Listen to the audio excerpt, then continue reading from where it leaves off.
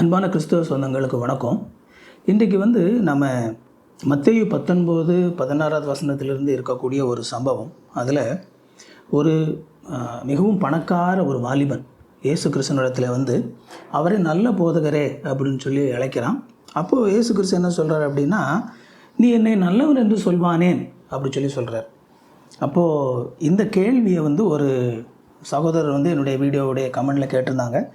இயேசு கிறிஸ்து தன்னை நல்லவன் இல்லைன்னு சொல்லி சொல்கிறாரா, அல்லது இயேசு கிறிஸ்து தன்னை கெட்டவன் அப்படின்னு சொல்லி இந்த இடத்துல சொல்ல வர்றாரா அப்படிங்கிற ஒரு கேள்வியை கேட்டிருந்தாங்க.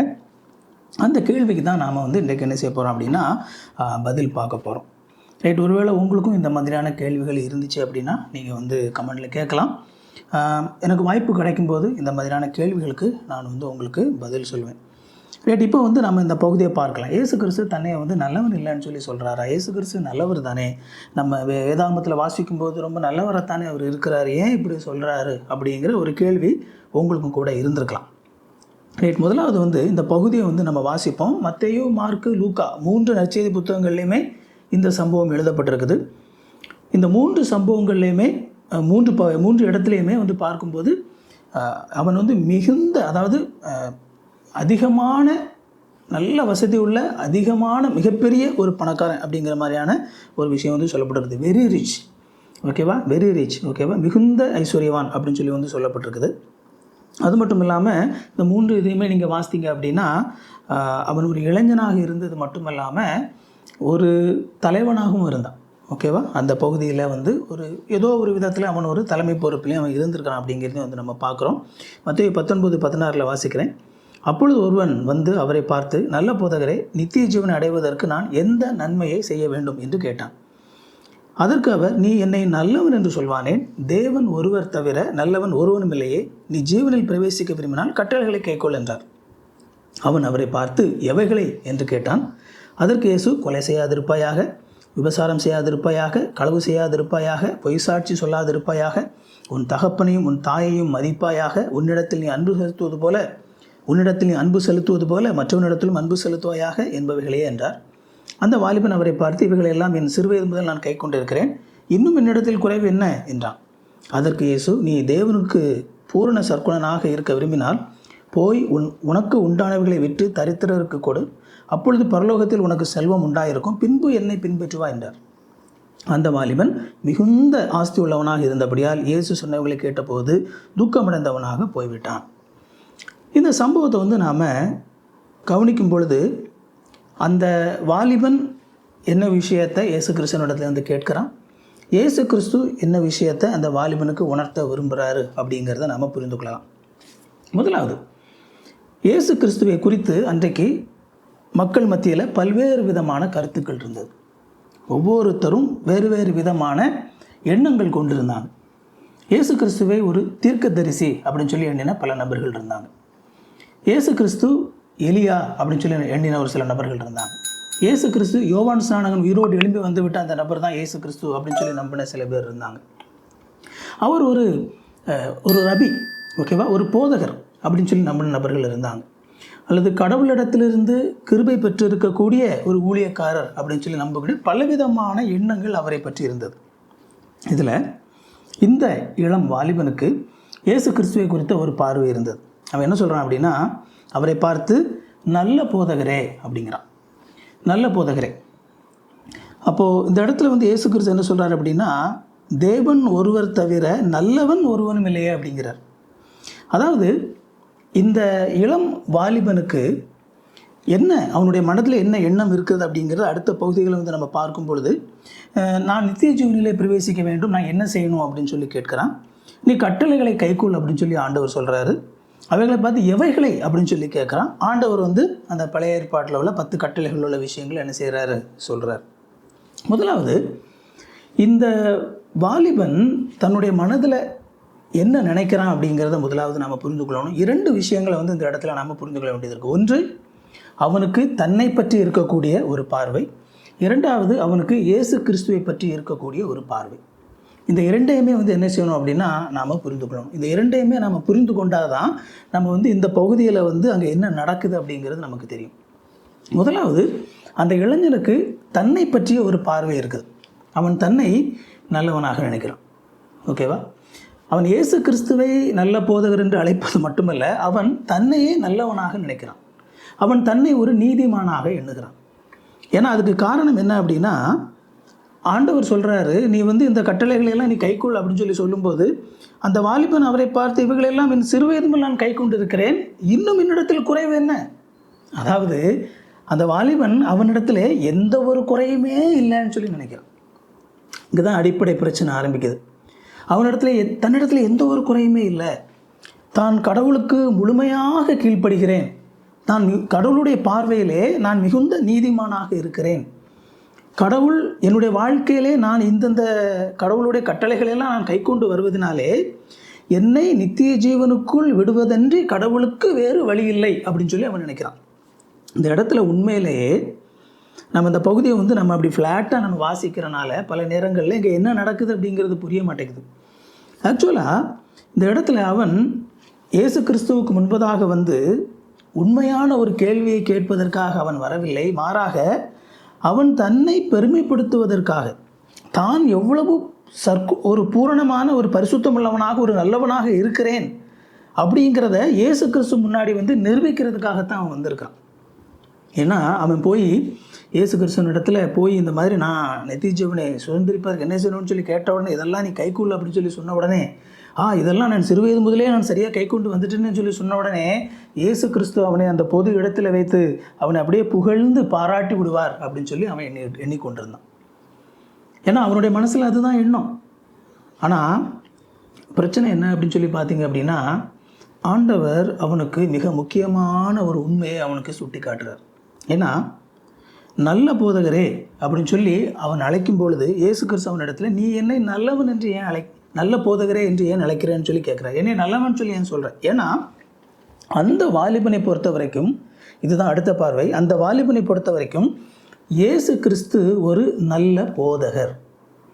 இயேசு கிறிஸ்து அவனை பொறுத்த வரைக்கும் ஒரு மீட்பர் அல்ல, மேசியா அல்ல, அல்லது தேவனுடைய குமாரன் அல்ல. அந்த வாலிபன் இயேசு கிறிஸ்துவை ரபியாக, ஒரு நல்ல ரபியாக, ஒரு நல்ல போதகராக என்ன செய்கிறான், பார்க்குறான் அப்படிங்கிறத நம்ம இந்த இடத்துல கவனிக்கிறோம். இங்கே இயேசு கிறிஸ்து என்னை நீ நல்லவன் என்று சொல்வானேன் அப்படின்னு சொல்லும்போது அங்கே என்ன சொல்ல வர்றார் அப்படின்னா, நீ என்னை ரபியாக எண்ணினாள், நீ என்னை போதகனாக எண்ணினால் நான் நல்லவன் இல்லை அப்படிங்கிறார். இன்னொரு விதத்தில் சொல்லணும் அப்படின்னா, தம்பி, நல்ல போதகன் அப்படின்னு இந்த உலகத்தில் யாருமே கிடையாது.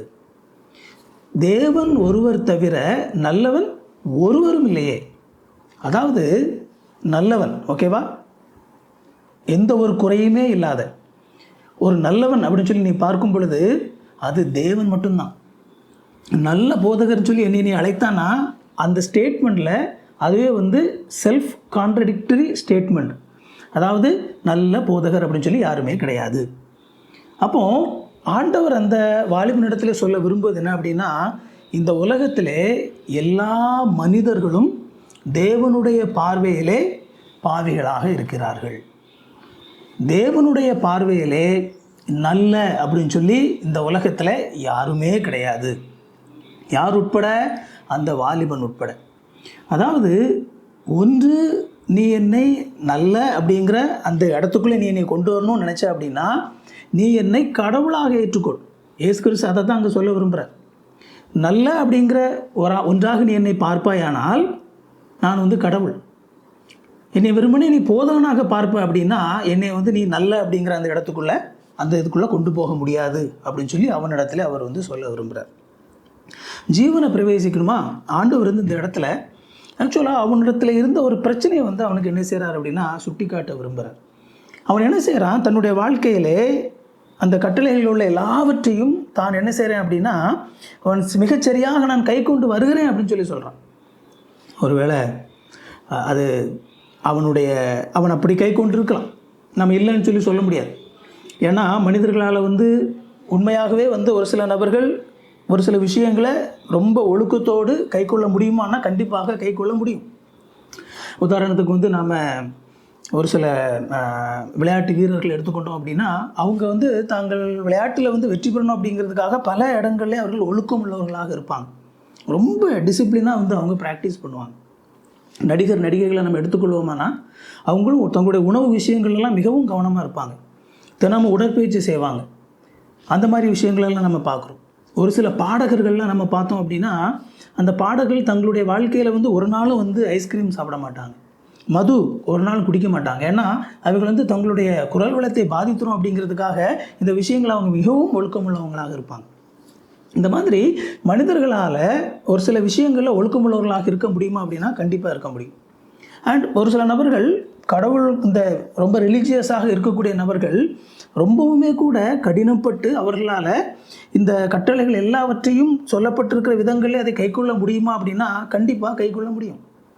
அப்போது இங்கே அவன் என்ன நினைக்கிறான், அந்த கட்டளைகள் எல்லாம் நான் கைக்கொண்டு விட்டபடினாலே நான் என்ன செஞ்சிடலாம், நித்திய ஜீவனுக்குள்ளே போயிடலாம் அப்படின்னு சொல்லி அவன் நினைக்கிறான். ஆனால் இயேசு கிறிஸ்து அங்கே அவனுடைய செயல்பாட்டை பார்க்காமல் அவனுடைய மனநிலையை பார்க்கிறார். ஏன்னா இன்றைக்கு பெரும்பாலும் வந்து நாம் நல்லவனா கெட்டவனா அப்படிங்கிற ஒரு விஷயத்துக்கு நாம் வரும்பொழுது ஒரு மனிதனுடைய செயலினுடைய அடிப்படையில் தான் அவன் நல்லவனா கெட்டவனா என்று பார்க்க முடியும் அப்படின்னு சொல்லி தான் பெரும்பாலானவங்க நம்ம நம்புகிறோம். அவனுடைய செயல் அடிப்படையில் தான் அவன் நல்லவன், நல்ல காரியங்களை செய்வானானால் அவன் நல்லவன், கெட்ட காரியங்களை செய்வானானால் அவன் கெட்டவன் அப்படின்னு சொல்லி நம்ம நினைக்கிறோம். ஆனால் வேதாகமம் வேறு விதமான கண்ணோட்டத்தை நமக்கு கொடுக்கிறது. நம்ம வேதாகமத்தில் ஒரு இடத்துலையும் நாம் நம்முடைய நல்ல செயல்கள் செய்வதனாலே கடவுள் நம்மை நல்லவனாக எண்ணுகிறார் அப்படின்னு சொல்லி வந்து நம்ம பார்க்கவே முடியாது. இந்த உலகம் அந்த கண்ணோட்டத்தில் பார்க்கும். ஆனால் கடவுளுடைய பார்வை என்பது வேறு. கடவுளுடைய பார்வை என்பது வேறு. நம்ம வேதாகமத்தில் ரோமருக்கு நம்ம போகலாம். ரோமரில் நம்ம அங்கே பவுல் வந்து என்ன செய்கிறார் அப்படின்னா, தன்னுடைய பாவ போராட்டத்தை குறித்து என்ன செய்கிறார் அப்படின்னா அவர் எழுதுகிறாரு. அதில் வந்து நம்ம பார்க்கும் பொழுது தன்னுடைய நிலை என்ன அப்படிங்கிறத வந்து அவர் என்ன செய்கிறாருன்னா சொல்கிறார். எப்பேற்பட்ட ஒரு இக்கட்டான நிலைக்குள்ளாக வந்து என்ன செய்கிறாரு நம்ம இருக்கிறோம் அப்படிங்கிறத வந்து என்ன செய்கிறாரு அவர் எழுதுகிறாரு அப்படிங்கிறத வந்து நம்ம பார்க்குறோம். ரோமர் 7வது அதிகாரத்தில் அவருக்குள்ளாக இருக்கக்கூடிய ஒரு பாவ போராட்டத்தை பற்றி அவர் எழுதுகிறார். இதில் நான் ரோமர் 7வது அதிகாரம் 15 வாசிக்கிறேன். எப்படி என்றால், நான் செய்கிறது எனக்கே புரியவில்லை, நான் விரும்புகிறதை செய்யாமல் நான் வெறுக்கிறதையே செய்கிறேன். இப்படி நான் விரும்பாததை செய்கிறவனாக இருக்க நியாயப்பிரமாணம் நல்லது என்று ஒத்துக்கொள்கிறேனே. எனவே நான் இல்லை, எனக்குள் வாழ்கிற பாவமே அப்படி செய்கிறது. அது எப்படி என்றால், என்னிடம், அதாவது என் சரீரத்தில் நன்மை வாழ்கிறதில்லை என்று நான் அறிந்திருக்கிறேன். நன்மை செய்ய வேண்டும் என்கிற விருப்பம் என்னிடத்தில் இருக்கிறது, நன்மை செய்வதோ என்னிடத்தில் இல்லை. எனவே நான் விரும்புகிற நன்மையை செய்யாமல் விரும்பாத தீமையை என்ன செய்கிறேன், நான் செய்கிறேன். இந்த இடத்துல மிக முக்கியமான ஒரு விஷயத்தை எழுதுகிறாரு. அதாவது எனக்குள் நன்மை என்கிற ஒன்று இல்லை அப்படிங்கிற ஒரு விஷயத்தை என்ன செய்கிறாரு இந்த இடத்துல வந்து அவர் குறிப்பிடுகிறார். இன்னும் நாம் ஃபர்தராக வந்து நாம் முன்னாடி வந்து நம்ம போவோமானா, இந்த இடத்துல மனிதனுடைய பாவ நிலையை குறித்து என்ன செய்கிறார் அப்படின்னா அவர் இந்த ரோமர் முன்னாடி வந்து எழுதுகிறார். ரோமர் 3வது அதிகாரத்தில் 10வது வசனத்திலிருந்து அவர் எழுதுகிறாரு. அப்படியே ஒருவன் கூட நீதிமான் இல்லை, உணர்வுள்ளவன் இல்லை, தேவனை தேடுகிறவன் இல்லை, எல்லோரும் வழி தவறி ஒன்றாக கெட்டுப்போனார்கள், நன்மை செய்கிறவன் இல்லை, ஒருவன் கூட இல்லை அப்படின்னு சொல்கிறார். அதாவது கடவுளுடைய பார்வையிலே நல்லவன் அப்படின்னு சொல்லி ஒரு மனிதன் கூட கிடையாது, ஒருத்தன் கூட கிடையாது. சங்கீதம் 14லேயும் சங்கீதம் 53லேயும் இதே கருத்து ஏற்கனவே பழைய ஏற்பாட்டிலே சொல்லப்பட்டிருக்குது. கடவுளுடைய பார்வையிலே நல்லவன் என்று ஒருத்தரும் இல்லை. ஆனால் நாம் இந்த வாலிபனை வந்து நம்ம பார்க்கும் பொழுது இந்த வாலிபன் என்ன நினைக்கிறான் அப்படின்னா, இந்த வாலிபன் அவன் தன்னை நல்லவனாக எண்ணிக்கொள்கிறான். எதனால் அவன் தன்னை நல்லவன் சொல்லி நினைக்கிறான் அப்படின்னா, அவன் இந்த கட்டளைகள் எல்லாம் தன் கை கொண்டு விட்டபடியினாலே அவன் தன்னை நல்லவனாக எண்ணிக்கொள்கிறான். அவன் நல்லவனாக இருப்பதினாலே அவன் நித்திய ஜீவனை பெற்று விட்டான் அப்படின்னு சொல்லி நினைக்கிறான். இயேசு கிறிஸ்துவினிடத்தில் வந்து தான் எவ்வளவு நல்லவன் என்பதை காட்ட விரும்புகிறான். அவன் ஏற்கனவே நித்திய ஜீவனுக்கு அவன் அருகதை பெற்றுவிட்டான் அப்படின்னு சொல்லி அவன் என்ன செய்கிறான், நினைக்கிறான். ஆனால் இயேசு கிறிஸ்து அங்கே அவன்கிட்ட சுட்டி காட்டுறது என்ன அப்படின்னா, கடவுள் ஒருத்தர் தான் நல்லவர், மனுஷன் யாருமே நல்லவர் இல்லை. அந்த இடத்துல அங்கே இயேசு கிறிஸ்துவை அவன் மேசியாவாக தேவகுமாரனாக ஏற்றுக்கொண்டால் அவரே நல்லவர் அப்படின்னு சொல்லலாம். ஆனால் இங்கே பார்த்தீங்க அப்படின்னா அவன் என்ன சொல்கிறான் அப்படின்னா, நித்திய ஜீவனை சுதந்திரம் என்ன செய்யணும்னு சொல்லி கேட்ட பொழுது, ஆண்டவர் இதெல்லாம் கைக்கொள்ளுன்னு சொல்லி சொன்னதுக்கப்புறமா, இதெல்லாம் நான் கைக்கொள்கிறேனே அப்படின்னு சொல்லி அவன் சொன்ன பொழுது, ஆண்டவர் அவனிடத்தில் ஒன்று சொன்னார். ஓகே, நீ இதெல்லாம் கைக்கொள்றியா? ரைட். ஆண்டவர் அவனுடைய மனதை அறிந்திருந்தார். அவன் ஒரு சில காரியங்கள் எல்லாத்தையும் அவன் பெர்ஃபெக்டாக இதெல்லாம் செய்யணும்னு நினச்ச விஷயங்கள் எல்லாம் அவன் செய்து கொண்டு இருந்தான். ஆனால் ஆண்டவருக்கு தான் தெரியும் அவன் கெட்டவன் அப்படிங்கிறது மிக தெளிவாக ஆண்டவருக்கு தெரியும். அதை அந்த வாலிபனுக்கு ஆண்டவர் உணர்த்த விரும்பினார். ஓகே, நீ பூர்ண சற்குணனாக இருக்கணுமா? அப்போனா ஒன்று பண்ணு, நீ போய் உன்னுடைய சொத்துக்களை எல்லாவற்றையும் விற்று, கொஞ்சத்தை இல்லை, ஆண்டவர் என்ன சொல்கிறார் பாருங்க, உன்னுடைய சொத்துக்கள் எல்லாவற்றையும் உனக்கு உண்டானது எல்லாத்தையும் நீ விற்று தரித்திரருக்கு கொடுத்துரு. அப்போ உனக்கு பரலோகத்தில் பொக்கிஷம் உண்டாயிருக்கும். அதுக்கப்புறமா என்னை பின்பற்றி வா அப்படின்னார். இங்கே தான் ரட்சிப்பு இருக்குது. நீ எல்லாத்தையும் உன்கிட்ட இருக்கிற எல்லாத்தையும் நீ விற்று கொடுத்துட்டு அங்கே ரட்சிப்புக்கு ஆண்டவர் கொடுக்குற அந்த பதில் என்ன அப்படின்னா, நீ என்ன பின்பற்று, நீ என்கிட்ட வா. இதுதான் அங்கே ஆண்டவர் ரட்சிப்புக்கான பதில் அங்கே இருக்குது. ஆனால் அந்த மனுஷனுடைய அந்த வாலிபனுடைய இருதயத்தில் அவன் மிகுந்த செல்வந்தனாக இருந்தபடியினால அவனால் அந்த காரியத்தை செய்ய முடியலை. அப்போ ஆண்டவர் அவனுக்கு என்ன சுட்டி காட்ட விரும்பினார் அப்படின்னா, நீ ரொம்ப நல்லவனா நீ உன்னை நினச்சிக்காத, நீ எல்லாத்தையும் செஞ்சிடலான்னு சொல்லி நினச்சிக்காத. கடவுள் எதிர்பார்க்கிற அல்லது கடவுளுடைய எதிர்பார்ப்புகளை, நியாயப்பிரமான எதிர்பார்ப்புகளை, கடவுளுடைய அந்த பூரணமான எதிர்பார்ப்பை, கடவுள் ஒரு மனிதனை நீதிமானாக தீர்க்க வேண்டுமானால், அவனுடைய செயலினுடைய அடிப்படையில் அவனை நீதிமானாக தீர்க்க வேண்டுமானால், கடவுளுடைய எதிர்பார்ப்பு என்னவோ அதை முழுமையாக நிறைவேற்றி நீ தேவனிடத்தில் நீ நல்லவன் என்று நீ பெயர் பெற்று விடலாம் அப்படின்னு சொல்லி நினைக்காத. அதற்கான ரெக்யர்மெண்ட் அப்படிங்கிறது மிகப்பெரியது அப்படின்னு சொல்லி எழுதுகிறார். என்ன, உன்னுடைய சொத்துக்களை எல்லாத்தையும் விற்று என்ன செஞ்சிரு, நீ தரித்திரனுக்கு கொடுத்துரு அப்படிங்கிற. அப்போது இந்த இடத்துல ஆண்டவர் அந்த மனிதன் அவனால் செய்ய முடியாத இம்பாசிபிளான ஒரு விஷயத்தை தூக்கி அவன்கிட்ட கொடுக்குறார். இது எல்லாருக்குமானது கிடையாது. ஸ்பெசிஃபிக்காக அந்த வாலிபனுக்கென்று ஆண்டவர் கொடுத்தது. ஏன்னா அவர் அதை கொடுத்ததற்கான காரணம் அவனுடைய குறையை, அவன் நல்லவன் அல்ல, அவனும் பாவி தான் என்பதை அவனுக்கு சுட்டி காட்டுவதற்காக அவனுக்குன்னு சொல்லி ஸ்பெஷலாக ஆண்டவர் என்ன செய்கிறாரு, இந்த கட்டளையை அவனுக்கு கொடுக்குறாரு. அவன் தன்னுடைய இயலாமையை உணர வேண்டும் என்பதற்காக ஆண்டவர் அவனுக்கு கொடுக்குறார். அவன் ரொம்ப செல்வந்தனாக இருந்தனால அதை செய்ய அவனுக்கு மன விருப்பம் இல்லை. அவன் என்ன செஞ்சிட்டான், அவன் போயிட்டான். உண்மையில் அங்கே ரட்சிப்பு அப்படிங்கிறது அல்லது நித்திய ஜீவன் அப்படிங்கிறது அதற்கான பதில் எங்கே இருக்குது அப்படின்னா, நீ என்னை பின்பற்றி வா அப்படிங்கிறதெல்லாம். நீ என்னை பின்பற்றி வா, அவரை பின்பற்றணும், அதுதான் மிக முக்கியமானது. ஆனால் அந்த வாலிபன் பெருமை உள்ளவனாக இருந்தபடியினாலே அந்த வாலிபனுடைய பெருமையை ஆண்டவர் அவனுக்கு என்ன செய்கிறாரு, சுட்டி காட்டுகிறார்.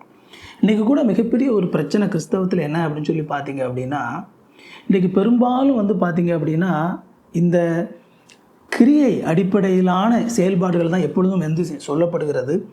கிருபை அப்படிங்கிறது எப்படி கிடைக்கும் அப்படிங்கிறது சொல்லப்பட மாட்டேங்குது. இந்த வாலிபன் மிகுந்த பெருமை உள்ளவனாக இருந்தான். அதனால தான் அவனால் தேவனிடத்திலிருந்து கிருபையை பெற முடியலை. வேதாந்தத்தில் நம்ம பார்க்குறோம், பெருமை உள்ளவனுக்கு தேவன் எதிர்த்து நிற்கிறார், தாழ்மை உள்ளவர்களுக்கோ கிருபை அளிக்கிறார். நாம் இந்த வசனத்தெல்லாம் எடுத்துகிட்டு நாம் என்ன நினைக்கிறோம் அப்படின்னா, நம்ம தாழ்மை உள்ளவர்களாக இருந்தோம் அப்படின்னா நமக்கு பொருளாதார ஆசீர்வாதம் கிடைக்கும், நம்மளுக்கு பணம் கிடைக்கும், நமக்கு நிறைய ஆசீர்வாதமாக கிடைக்கும், பொருள் கிடைக்கும், வீடு கிடைக்கும், கார் கிடைக்கும், இப்படி தான் நாம் நினைத்து கொள்கிறோம். ஆனால் இங்கே உண்மை என்ன அப்படின்னா, ஒரு மனிதன் தேவனுடைய சமூகத்தில் தேவனே நான் ஒரு பாவி என்று அவன் முதலாவது ஒத்துக்கொள்ள வேண்டும். அவன் செய்கிற செயல் அடிப்படையில் அல்ல, மாறாக வேதாகமம் சொல்லுகிறது என்ன அப்படின்னா, பிறப்பின் அடிப்படையிலேயே எல்லா நபர்களும் பாவிகளாக இருக்கிறார்கள், நல்லவன் ஒருவனும் இல்லை, ஒருவனாகிலும் இல்லை. அதாவது கடவுளுடைய பார்வையில் ஒருத்தனும் நல்லவன் இல்லை. காரணம் என்ன, நாம் பிறக்கும் பொழுதே பாவிகளாக பிறக்கிறோம். அப்போது பெருமை உள்ளவனுக்கு தேவன் எதிர்த்து நிற்கிறார், தாழ்மை உள்ளவர்களுக்கோ கிருபை அளிக்கிறார் அப்படிங்கிறது ரட்சிப்பை குறித்து சொல்லக்கூடிய வசனம். எந்த ஒரு மனிதன் தேவனுடைய சமூகத்துக்கு முன்பதாக தன்னை தாழ்த்துகிறானோ அவன் கிருபையை பெறுகிறான். அதாவது எந்த ஒரு மனிதன் தேவனுடைய சமூகத்துக்கு முன்பதாக ஆண்டவரே நான் பாவி, உம்முடைய நியாயமான எதிர்பார்ப்புகளை நிறைவேற்றுவதற்கு எனக்கு தகுதி அல்ல, அது என்னால் முடியாது என்று எந்த நபர் தேவ சமூகத்துக்கு முன்பதாக தன்னை தாழ்த்துகிறாரோ, இதுதான் முக்கியமானது. இதுதான் தன்னை தாழ்த்துவது. அந்த வாலிபன் என்ன செஞ்சுருக்கணும், ஆண்டவரே இவ்வளோ பெரிய ரெக்யர்மெண்ட்டெல்லாம் என்னால் நிறைவேற்ற முடியாது என்பதை தேவனுக்கு முன்பதாக, இயேசு கிறிஸ்துவுக்கு முன்பதாக அவன் ஒத்துக்கொண்டிருக்க வேண்டும். ஆனால் அதை ஒத்துக்கொள்வதற்கு அவனுக்கு விருப்பம் இல்லை. அவன் போயிட்டான். அப்போ ஆண்டவருக்கு எதிர்பார்க்கிறது என்ன அப்படின்னா, ஆண்டவருடைய முழு எதிர்பார்ப்பை நிறைவேற்றி நான் அவரிடத்திலிருந்து நல்லவன் என்கிற பெயரை பெற்றுக்கொள்ள முடியாது அப்படிங்கிறது முதலாவது நமக்கு புரியணும். தேவ சமூகத்துக்கு முன்பதாக போய் ஆண்டவரே நான் பாவி என்று யார் தங்களுடைய அந்த பாவ நிலையை ஒத்துக்கொள்கிறார்களோ, யார் தான் நல்லவன் இல்லை, ஆண்டவரே நான் நல்லவன் இல்லை அப்படின்னு சொல்லி யார் தேவ சமூகத்துக்கு முன்பதாக ஒத்துக்கொள்கிறார்களோ அவர்களுக்கு ஆண்டவர் ரட்சிப்பை அருளுகிறார். அவர்களுக்கு தான் ஆண்டவர் கிருபை கொடுக்கிறார். தாழ்மை உள்ளவர்களுக்கு ஆண்டவர் கிருபை கொடுக்கிறார். தேவ சமூகத்துக்கு முன்பதாக தன்னை தாழ்த்துகிற நபர்களுக்கு, தான் பாவி என்று ஒத்துக்கொள்கிற நபர்களுக்கு ஆண்டவர் ரட்சிப்பை அருளுகிறார். இதுதான் எப்பொழுதுமே வேதாகமத்தில் இருக்கக்கூடிய ஒரு விஷயம். அப்போ அதனால் இந்த பகுதியில் ஆக்சுவலாக ஆண்டவர் அங்கே என்ன சொல்ல வர்றார் அப்படின்னா, தன்னை நல்லவன் இல்லை அப்படின்னு சொல்லி ஆண்டவர் சொல்ல வரல. மாறாக நீ என்னை வெறுமனே மனுஷனாக நினைக்கிற. நல்ல போதகர்னா மனுஷன் இல்லையா, நீ என்னை ஒரு போதகரா நீ என்னை நினைக்கிற. நீ என்னை போதகரா நினச்சேன்னா நான் நல்லவன் கிடையாது. ஆனால் அங்கே ஆண்டவர் என்ன சொல்ல விரும்பினார் அப்படின்னா, நான் இரட்சகர், நான் கடவுள். அந்த கடவுள் அப்படிங்கும்போது அங்கே கடவுள் தான் யார்? நல்லவர். அங்கே நான் உன்னுடைய மேசியா, நான் உன்னுடைய மீட்பர், நீ என்னை பின்பற்று அப்படின்னு சொல்லி ஆண்டவர் அங்கே அவனுடைய குறையை அவனுக்கு சுட்டி காட்டி, அவனுடைய இயலாமையை அவனுக்கு ஆண்டவர் அங்கே சுட்டி காட்ட விரும்பினார். இன்றைக்கு நாம் புரிந்து கொள்ள வேண்டிய விஷயம் என்ன அப்படின்னா, நாம் தேவனுடைய சமூகத்திலே ரட்சிப்பை பெற வேண்டுமானால் நம்ம செய்ய வேண்டியதெல்லாம் ஒன்று தான், தேவ சமூகத்துக்கு முன்பதாக நாமே தாழ்த்த வேண்டும். ஏன்னா இன்றைக்கி பார்த்தீங்க அப்படின்னா பெரும்பாலான பிரசங்கியார்கள் கூட இதை அறியாது இருக்கிறபடினால பாவ செயல்கள் அடிப்படையிலான விஷயங்கள் தான் எல்லா இடங்களிலும் பேசப்படுகிறதே தவிர பாவ நிலை என்பது பெரும்பாலும் பேசப்படாத ஒன்று. நான் என்னுடைய முன்னாடி உள்ள வீடியோக்குள்ளே நான் சொல்லியிருக்கிறேன், இதை திரும்பவும் சொல்கிறேன். நாம் பாவம் செய்கிறதுனால் நாம் பாவி ஆகிறதில்லை, மாறாக நாம் பாவிகளாக இருப்பதினாலே பாவம் செய்கிறோம். நான் பாவம் செஞ்சிட்டனால நான் பாவியாக ஆகலை, நான் ஏற்கனவே பாவி, அதனால தான் நான் என்ன செய்கிறேன், பாவம் செய்கிறேன். இதை தான் நாம் முதலாவது உணரணும். ஆண்டவரே நான் பாவி என்று யாரெல்லாம் தேவ சமூகத்துக்கு முன்பதாக போய் தன்னை தாழ்த்துகிறார்களோ அவர்களுக்கு ஆண்டவர் கிருபையினாலே ரட்சிப்பை அருளுகிறார். அப்படி ஒன்றும் இல்லைங்க, நான் ஒரு பெரிய பாவிலாம் இல்லை, நான் ஒரு நல்லவன் தான் அப்படின்னு சொல்லி உலக பிரகாரமான கண்ணோட்டம், மற்றவங்களோடு ஒப்பீட்டளவில் நம்ம பார்க்கும் பொழுது நான் அவனை விட நான் நல்லவன் தானே, இவங்களோட நான் நல்லவன் தானே, அப்படி ஒன்று நான் மோசமானவில்லையே அப்படின்னு சொல்லி நாம் உலக பிரகாரமான கண்ணோட்டத்தோடு ஒரு ஒப்பீட்டளவிலே நாம் நம்மை நல்லவர்களாக எண்ணிக்கொள்வோமானால், அதையே கடவுளும் ஒத்துக்கொள்ள வேண்டும் அப்படின்னு சொல்லி நினைப்போமானால் அது தேவனுக்கு முன்பதாக பெருமை பாராட்டுவது, அதனாலே நமக்கு ரட்சிப்பு கிடைக்கிறதில்லை. இந்த உலகத்தில் நல்லவனாக இருக்க, செயல்கள் மூலமாக நல்லவனாக இருக்க நினைப்பது அப்படிங்கிறது ஒரு கடலில் இந்த பக்கத்துலேருந்து குதித்து கடலுடைய அந்த பக்கத்துக்கு நீச்சல் அடித்து போகிற மாதிரி. ஓகேவா? ஒரு சில பேர், ஒரு 10 பேரை நம்ம கடலில் குதித்து நீங்கள் நீச்சல் அடித்து அந்த கரைக்கு போங்கன்னு சொல்லுவோம் அப்படின்னா எல்லோரும் நீச்சல் அடிப்பாங்க. ஒரு சில பேர் 10 மீட்டரில் அவ்வளோதான் முடியும், எனக்கு முடியாதுன்றவாங்க. ஒரு சில பேர் கூட ஒரு 20 மீட்டர் போகலாம், ஒரு சில பேர் 1 கிலோமீட்டர் போகலாம், ஏன் ஒரு சில பேர் ஒரு 5-10 கிலோமீட்டர் கூட போகலாம். ஆனால் இங்கே பூமியிலேருந்து பார்க்கும்போது பாருங்கள், அவன் அங்கே தள்ளி இருக்கிறான், நான் பாருங்கள் எவ்வளோ தூரம் முன்னேறி வந்துட்டேன், நான் அவனோட ரொம்ப முன்னாடி வந்திருக்கேன், நான் ரொம்ப நல்லவன் தானே அப்படின்னு சொல்லி நம்ம நினைக்கலாம். ஆனால் நாம் அந்த கடலினுடைய அந்த பிரம்மாண்டமான அந்த விசாலத்தை நாம் மேலிருந்து நம்ம பார்ப்போமானா, பல்லாயிரக்கணக்கான கிலோமீட்டர்கள் தூரம் விரிந்து கிடக்கக்கூடிய அந்த கடலை நம்ம பார்ப்போமானா, 10 மீட்டர் போனவனுக்கும் 10 கிலோமீட்டர் போனவனுக்கும் கடலினுடைய பிரம்மாண்டத்தோடு நாம் ஒப்பிடும்போது அங்கே பெரிய வித்தியாசம்லாம் ஒன்றும் இல்லை. அதே மாதிரி தான் அந்த உலகத்தில் ஒருத்தரை விட இன்னொருத்தர் ஒரு சில காரியங்களில் கொஞ்சம் முன்ன பின்னா நம்ம நல்லவங்களாக இருக்கலாம், ஆனால் அது நம்மை நல்லவனாக மாற்றுவதில்லை. கடவுளுடைய பார்வையிலே இந்த உலகத்திலே செயல்பாடுகள் மூலமாக யாரும் நல்லவனாக மாறிவிட முடியாது. இதை நாம் உணர்ந்து ஆண்டவரே நான் பாவிதான், நான் நல்லவன் இல்லை அப்படின்னு சொல்லி ஒத்துக்கொள்வோமானால் அவர்களுக்கு ஆண்டவர் கிருபை அளிக்கிறார். இங்கே நாம் பார்க்கும்போது இந்த வாலிபன் பெருமை உள்ளவனாக இருந்தபடியினாலே அவன் தேவனுடைய ரட்சிப்பை அவன் புறக்கணித்தவனாக, அதை அவன் தேடாதவனாக போயிட்டான். ஆனால் நாம் தேவனுக்கு முன்பதாக எனக்கு ஆண்டவரே உம்முடைய எதிர்பார்ப்பை செய்யக்கூடிய பலனோ தகுதியோ எனக்கு இல்லை, நான் பாவிதான் சொல்லி அவருடைய பாதத்தில் நம்ம விழுந்துட்டோம் அப்படின்னா ஆண்டவர் நமக்கு கிருபை அளித்து நமக்கு ரட்சிப்பை கொடுக்க அவர் போதுமானவராக இருக்கிறார். இந்த பகுதியில் உங்களுக்கு இதில் என்ன விஷயம், இதை ஆண்டவர் அவங்களுக்கு என்ன சொல்ல விரும்புகிறார் அப்படிங்கிறது உங்களுக்கு புரிஞ்சிருக்கும் அப்படின்னு சொல்லி நினைக்கிறேன். ஒருவேளை இது மாதிரியான கேள்விகள் உங்களுக்கு இருந்துச்சு அப்படின்னா நீங்கள் என்ன செய்யலாம் அப்படின்னா கேள்விகளை அனுப்பலாம். நான் அதுக்கு பதில் சொல்கிறேன். இந்த வீடியோ ஒருவேளை உங்களுடைய நண்பர்களுக்கு, உறவினர்களுக்கு பயனுள்ளதாக இருக்கும்னு நினச்சிங்க அப்படின்னா அந்த வீடியோவை அவங்களுக்கும் நீங்கள் பகிர்ந்து கொடுங்க. வீடியோ லைக் பண்ணிக்கோங்க, சேனலை சப்ஸ்கிரைப் பண்ணுங்கள். இதெல்லாம் பண்ணுவதன் மூலமாக பல நபர்களுக்கு ஆட்டோமேட்டிக்காகவே இந்த வீடியோ போய் சேரும். ஓகே, இன்னொரு வீடியோவில் சந்திப்போம். தேங்க்யூ. God bless you.